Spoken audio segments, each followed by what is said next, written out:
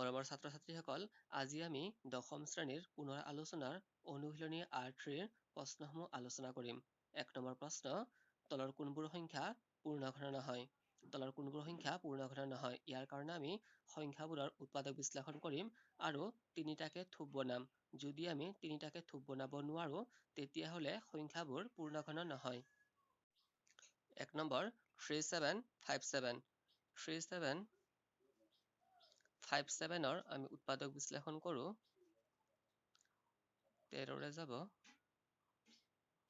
289, 17ৰে যাব 17 গুণ 289।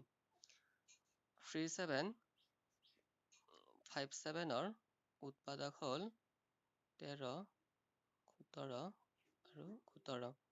যিহেতু ইয়াত 13 তিনিটা আৰু 17 তিনিটা নাই, যিহেতু 13 তিনিটা আৰু 17 তিনিটা নাই, গতিকে 3757 পূৰ্ণঘন নহয়। যদি 13 তিনিটা আৰু 17 তিনিটা থাকিলে হয়, তেনেহ'লে সংখ্যাটো পূৰ্ণঘন হ'লেহেঁতেন। গতিকে ই পূৰ্ণঘন নহয়। ২ নম্বৰ 3375ৰ উৎপাদক বিশ্লেষণ কৰি আমি তিনিটা 5 আৰু তিনিটা 3 পাইছো। যিহেতু ইয়াত তিনিটা 5 আৰু তিনিটা 3 আছে, গতিকে 3375টো পূৰ্ণঘন সংখ্যা হয়। ৩ নম্বৰ 3332ৰ উৎপাদক বিশ্লেষণ কৰি আমি 2 into 2 7 into 7 into 7 পাইছো। যিহেতু ইয়াত 2 তিনিটা নাই, 7 তিনিটা আছে, যিহেতু 2 তিনিটা নাই, গতিকে 3332টো পূৰ্ণঘন সংখ্যা নহয়।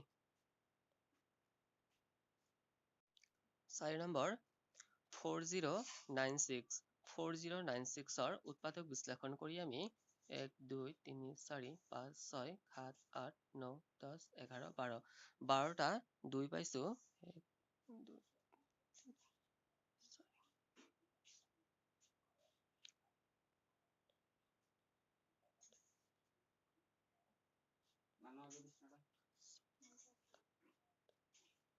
12টা 2 পাইছো।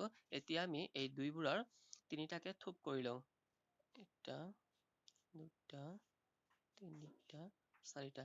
যিহেতু উৎপাদকবোৰ তিনিটাকে থোপত আছে, গতিকে 4096টো পূৰ্ণঘন সংখ্যা হয়। ২ নম্বৰ তলৰ সংখ্যাকেইটাৰ ঘনফল নিৰ্ণয় কৰা। তলৰ সংখ্যাকেইটাৰ ঘনফল নিৰ্ণয় কৰিব লাগে। 19ৰ ঘনফল নিৰ্ণয় কৰিব লাগে। অৰ্থাৎ 19 তিনিবাৰ পূৰণ কৰিব লাগিব। এতিয়া আমি 19 তিনিবাৰ পূৰণ কৰিছো। 1 7 1 1 6 3। ইয়াৰ লগত আৰু এটা 19 পূৰণ কৰিব লাগিব। 9 4 2 3 1 6 3 9 5 8 3। অৰ্থাৎ 19ৰ ঘন কৰিলে আমি পাম 3859। 2 নম্বৰ 21ৰ ঘনফল উলিয়াব লাগে। 21ৰ ঘনফল হ'ব 9261। 3 নম্বৰ 23ৰ ঘনফল নিৰ্ণয় কৰিব লাগে। অৰ্থাৎ 23 তিনিটা পূৰণ কৰিলে আমি পাম 12167। 4 নম্বৰ 27ৰ ঘনফল নিৰ্ণয় কৰিব লাগে।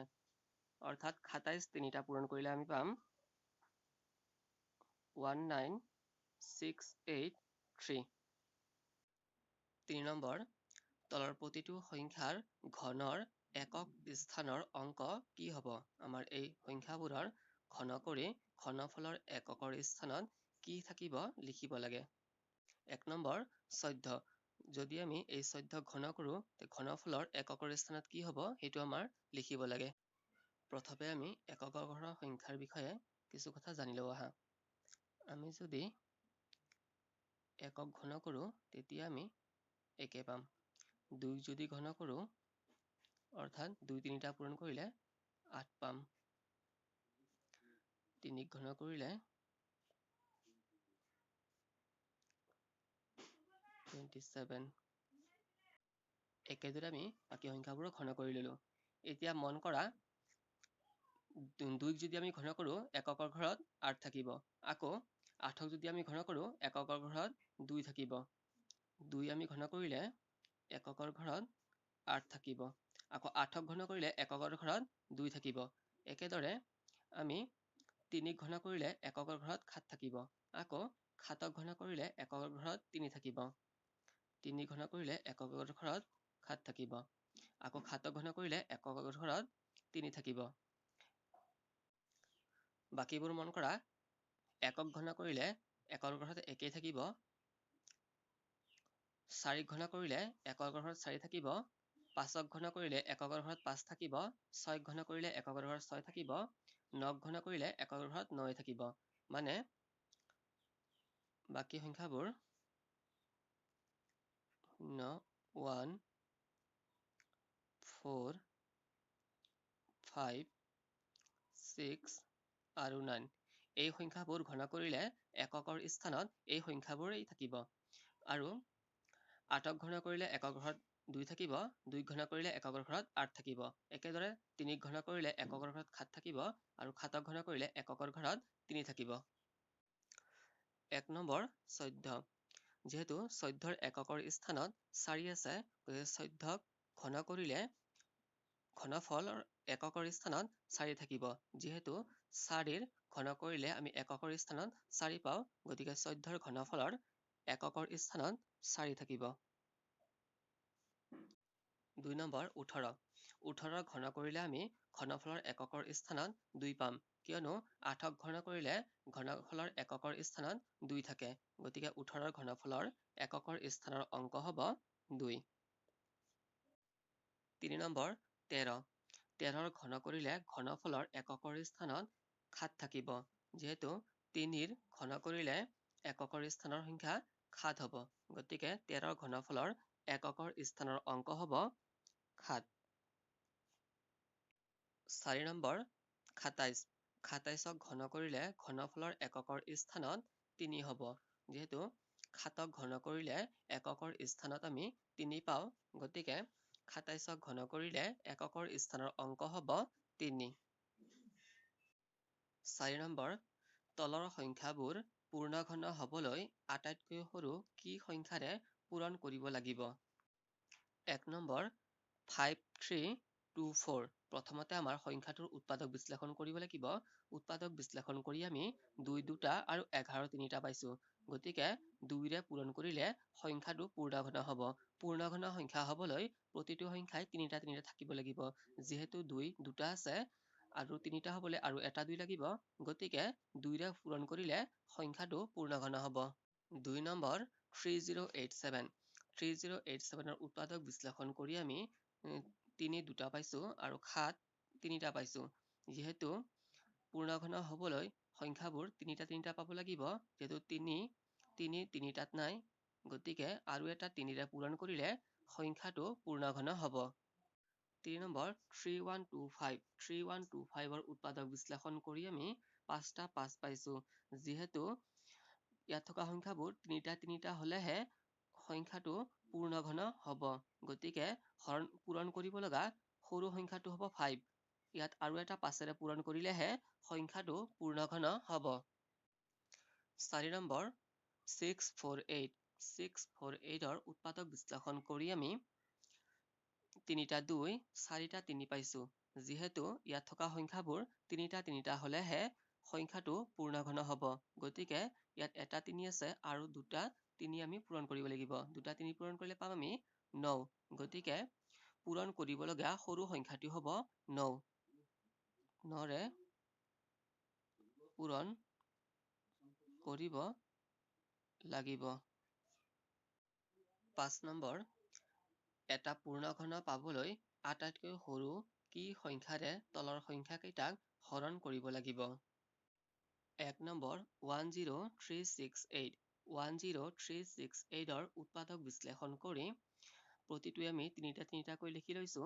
ইয়াতে 2 আৰু এটা 3 অকলে থাকি গৈছে।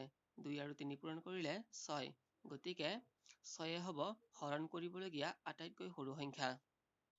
এই সংখ্যাটো পূৰ্ণ ঘন পাবলৈ আটাইতকৈ সৰু 6ৰে হৰণ কৰিব লাগিব। 2 নম্বৰ 2187 2187ৰ উৎপাদক বিশ্লেষণ কৰি আমি তিনিটা তিনিটাকৈ লিখি লৈছো। ইয়াত এটা 3 অকলে থাকি গৈছে, গতিকে হৰণ কৰিবলগীয়া আটাইতকৈ সৰু সংখ্যাটো হ'ব 3। এতেকে পূৰ্ণ ঘন পাবলৈ 3ৰে হৰণ কৰিব লাগিব। 3ৰে হৰণ কৰিলে সংখ্যাটো পূৰ্ণ ঘন হ'ব।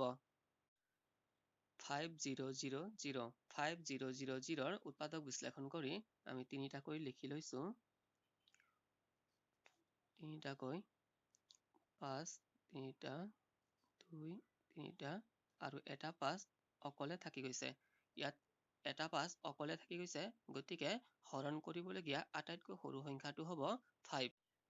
এতেকে 5ৰে হৰণ কৰিব লাগিব।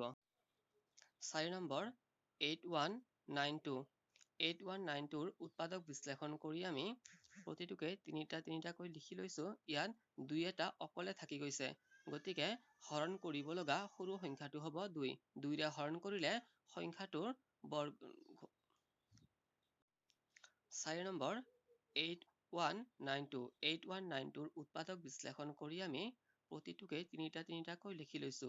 ইয়াতে 2 এটা অকলে থাকি গৈছে, গতিকে 2ৰে হৰণ কৰিলে সংখ্যাটো পূৰ্ণ ঘন হ'ব।